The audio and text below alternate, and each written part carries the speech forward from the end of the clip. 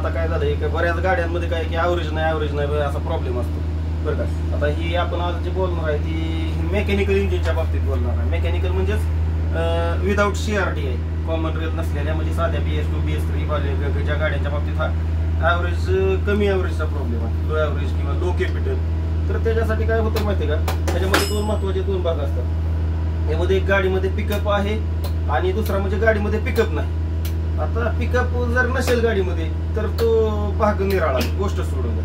पण पिकअप असताना जर गाडी लोड घेत नसेल तर काय, आणि पिकअप नसताना गाडी लोड घेत नसेल, गाडी ॲव्हरेज देत नसेल तर काय. तर ह्याच्यामध्ये काय करायचं माहिती आहे का, जर पिकअप जर नसला तर काय करावं लागतं. आता ह्या पिकअप जर गाडी लोड घेत असली तर एवढा ॲक्सिलेटर पॅडल दाबला म्हणजे एवढा जर प्लंजर वर्किंग झाला तरी तुमची गाडी चालते.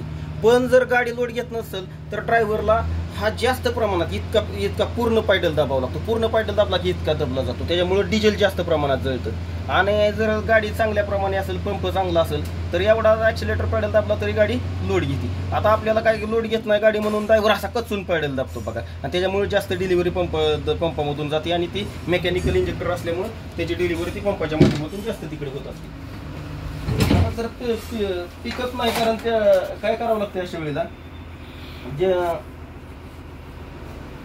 जास्त डिझेल जातं. मग तुमचं कसं असतं, जसं आपण पंपाचं ॲक्सिलेटर आहे ना, गाडीचं RPM 2000 पर्यंत जर ठेवलं तर आपल्या गाडीला ॲव्हरेज येतं. पण त्या 2000च्या पुढे जर ॲव्हरेज गेलं, RPM गेलं गाडीचं, तर मग गाडी ॲव्हरेजला मार खाती. काय जास्त प्रमाणात पॅडल दाबला तर जास्त प्रमाणात नोझलमधून डिझेल जातं काय, मग त्याच्यामुळं ॲव्हरेज तर येणार नाही.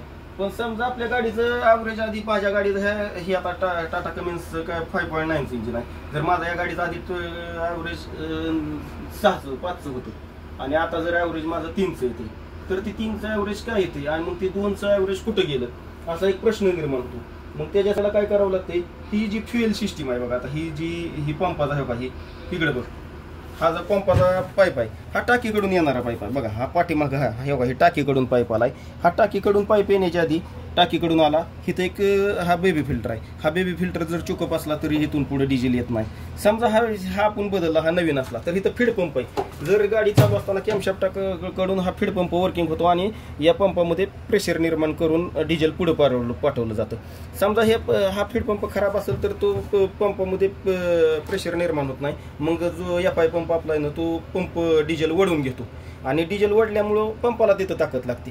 समजा हा पंप बी ओके असेल आणि जर इथून ह्या पंपाच्या ह्या फिल्टर बॉडीमध्ये डिझेल आलं. आता फिल्टर बॉडीमध्ये डिझेल येतंय, पण फिल्टर बॉडीच्या हे फिल्टर आहे, डिझेल फिल्टर, हे जर चोकअप असतील तर यातून पुढे डिझेल पास होत नाही. मग पंप त्याला असं सक करून वळून घेतो. मग हा त्या पंपाला तिथं सुद्धा ताण येतो. जर हे डिझेल फिल्टरमधून आलेलं डिझेल हा पंपामध्ये येतं आणि पंपामधून ह्याच्यावर मध्ये प्रेशर निर्माण करून ते परत इंजेक्टरला पाठवलं जातं. आता इंजेक्टरला जे पाठवलेलं डिझेल आहे हे मेकॅनिकल इंजेक्टर असल्यामुळे जितकं ह्या पंपाकडून येतं मेकॅनिकल इंजेक्टरला येतं. जर ह्या इंजेक्टरचं प्रेशर आहे ना ते 200-250 ते 280 बार असतं. जर ह्या इंजेक्टरचं जर प्रेशर कमी असेल, इंजेक्टरचं जर प्रेशर जर कमी असलं तर काय होतं, ते 250च्या कमीच प्रेशरला इंजेक्टर असे डिझेल सोडायला तयार होतात. त्याच्यामुळे ड्रिबलिंग होतं आणि डिझेलचा खप जास्त वाढतो.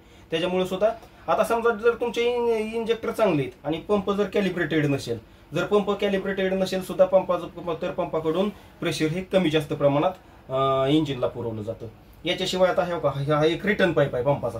हा पंपाचा जो रिटर्न पाईप आहे, हा जर रिटर्न जाणारा पाईप हा जर चोकअप असेल किंवा हा ऑटोमायझर हे इंजेक्टरचं नोझलचा रिटर्न पाईप आणि हे दोन्ही रिटर्न पाईप एकत्र जोडलेले आहेत.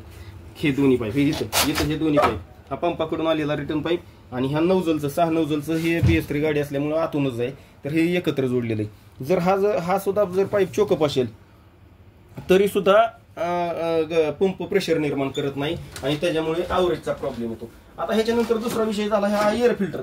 तिकडे बघा, इथं एअर फिल्टर आहे. हा एअर फिल्टर कडून पाईप आलाय बघा, हा मोठा पाईप. जर तुमचा एअर फिल्टर चोकअप असेल, तिथं एअर फिल्टर जर चोकअप असेल तर इंजिनला पाहिजे तेवढी हवा ओढली जात नाही. इंजिनला पाहिजे तेवढी हवा ओढली जात नाही आणि टर्बोचार्जर कडून इंजिनला हवा येत नाही. समजा एअर फिल्टर आपला चांगला आहे, एअर फिल्टर चोकअप आहे का नाही तर ह्याच्यावर एक इंडिकेटर दिलेला असतो. ते इंडिकेटर रेड इंडिकेटर आपण असतो ते जर दबून राहिलं तर आपण फिल्टर बदलायचा. समजा फिल्टर ओके, तर तिथून आलेलं टर्बोचार्जरमध्ये हवा ओढली जाते. टर्बोचार्जरमधून प्रेशर निर्माण देऊन पाठवलं जातं.